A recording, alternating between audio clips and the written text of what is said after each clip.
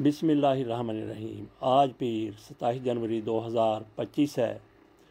आज का दिन पाकिस्तान की तारीख़ का, अदलिया की तारीख़ का भी बहुत ही बड़ा दिन है। कुछ लोगों के लिए आज बहुत बड़ी ख़बरें आने वाली हैं और कुछ के लिए इतनी ही बुरी ख़बरें आने वाली हैं। आज सुप्रीम कोर्ट में 3 बेंच बैठेंगे, 3 मंडलियाँ लगेंगी। उसमें होगा क्या? 1998 का एक्शन रिप्ले होगा या कुछ और होगा?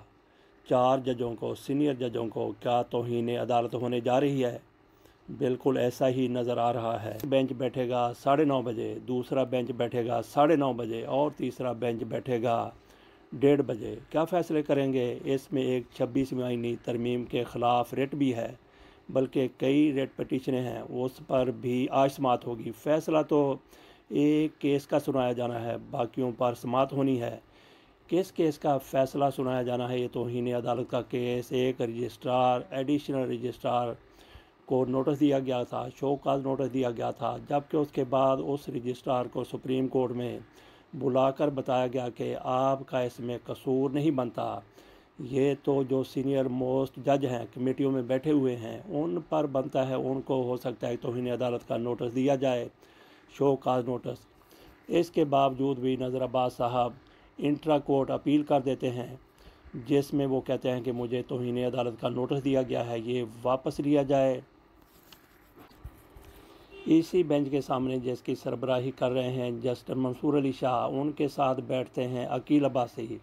नज़र अब्बास ने कहा था मुझे कुर्बानी का बकरा बनाया गया है, लेकिन इसके बावजूद भी वो इंट्रा कोर्ट में किसी के कहने पर, किसी की उंगली के इशारे पर अपील कर देते हैं और उसके लिए भी याह्या अफरीदी साहब 6 रुकनी बेंच बना के बैठ जाते हैं।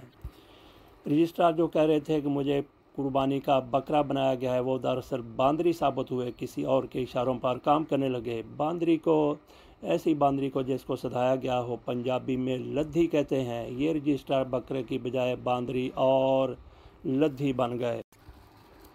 अकील अब्बासी साहब और मंसूर अली शाह, इनके बेंच ने जो फ़ैसला महफूज किया था, आज 9:30 बजे सुनाया जाना है। हो सकता है कि अपने चैम्बर से वो फ़ैसला सुना दें या वो अदालत में भी आके बैठ के फ़ैसला सुना सकते हैं।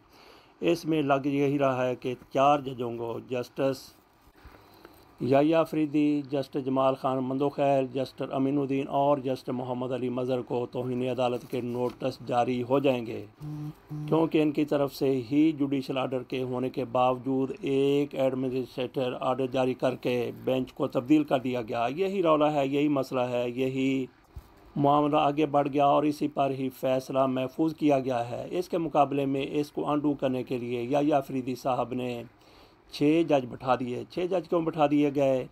मंसूर अली शाह कहते हैं कि ये तय हुआ था कमेटी में कि 4 रुकनी बेंच बनाया जाएगा, लेकिन 6 जज इसलिए बैठा दिए गए कि किसी दौर में 5 जजों का फ़ैसला आ चुका है कि जुडिशल आर्डर को किसी भी तरह से एडमिनिस्ट्रेटर आर्डर से अनडू नहीं किया जा सकता।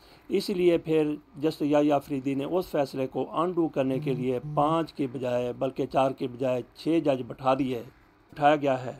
लेकिन उस बेंच से पहले अगर इन जजों को शो कॉज नोटिस जारी कर दिया जाता है तो फिर उनका क्या बनेगा? क्या फिर मंदोखैल साहब और मोहम्मद अली मज़हर उस बेंच में बैठेंगे? क्योंकि आजकल लाठी इनके हाथ में है। हो सकता है कि ये कहें कि हम तो बैठेंगे और फ़ैसला करके ही उठेंगे।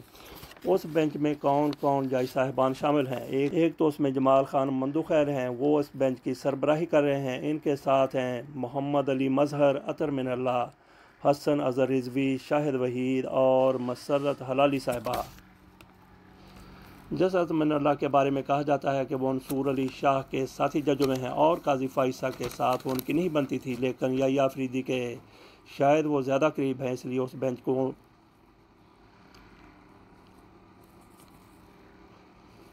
उस बेंच में इनको शामिल किया गया है। फ़ैसला आ जाना है 9:30 बजे। ये बेंच बैठेगा 1:30 बजे और 9:30 बजे दूसरा बेंच कौन सा बैठेगा? वो आइनी तरमीम है, 26वीं आइनी तरमीम। वो उसके ख़िलाफ़ कई रिट पटिशनें हो चुकी हैं, कई दरख्वास्तें जा चुकी हैं। उस पर ये 8 रुकनी बेंच आज समाअत करेगा। वो बेंच जिसमें इस 26वीं आइनी तरमीम के वो बेंच जिसमें 26वीं तरमीम के बेनिफिशरीज कई जज साहिबान बैठे हुए हैं, वो अपने ख़िलाफ़ कैसे फ़ैसला दे सकते हैं। बहरहाल ताकत उनके पास है, लाठी उनके हाथ में है, वो जो चाहें उनके हुस्न करिश्मा साज कर सकता है। उस बेंच में जस्ट अमीनुद्दीन साहब वो सरबराही करेंगे, जस्ट जमाल खान मंदुखैल दूसरे जज हैं, तीसरे जज उसमें हैं मोहम्मद अली मज़हर साहब, हसन अज़हर रिजवी साहब चौथे हैं, और पाँचवीं जज साहिबा हैं आयशा मलक, छठे नंबर पर आ जाते हैं मुसरत हलाली और शाहिद बलाल हसन, सातवें जबकि आठवें नंबर पर आ जाते हैं नईम अख्तर अफ़गान साहब। तो नाजरीन, ये आज जजों की 3 मंडलियां बैठेंगी। पाकिस्तान की तकदीर का फ़ैसला करने वाले जज साहिबान आपस में एक दूसरे के मद्दे मुकाबिल होकर बैठेंगे। तो क्या नतीजा निकलेगा? क्या 1998 की तरफ सूरत हाल जाएगी जब मियां नवाज शरीफ की हुकूमत थी? आज भी मुस्लिम लीग नून की हुकूमत है और उनकी तरफ से सैयद सज्जाद अली शाह की अदालत पर हमला किया गया। इससे पहले ये सूरत हाल हुई थी कि एक तरफ जस्टिस सज्जाद अली शाह अपनी अदालत लगाते थे और वही असल में चीफ जस्टिस थे। उनके मुकाबले में मियां नवाज शरीफ ने सईदुज़्ज़मान सदीक़ू को बैठा दिया था। एक जज एक बेंच एक फ़ैसला करता था, दूसरा उसको अनडू कर देता था, उसके ख़िलाफ़ फ़ैसला दे देता था। तो ये तमाशा लगा रहा और उसका हतमी अंजाम ये हुआ कि मियां नवाज शरीफ के लोग लाहौर से गुंडागर्दी करते हुए गए, अदालत पर हमला किया गया। सज्जाद अली शाह और उनके साथियों ने अदालत से भागकर जान बचाई थी।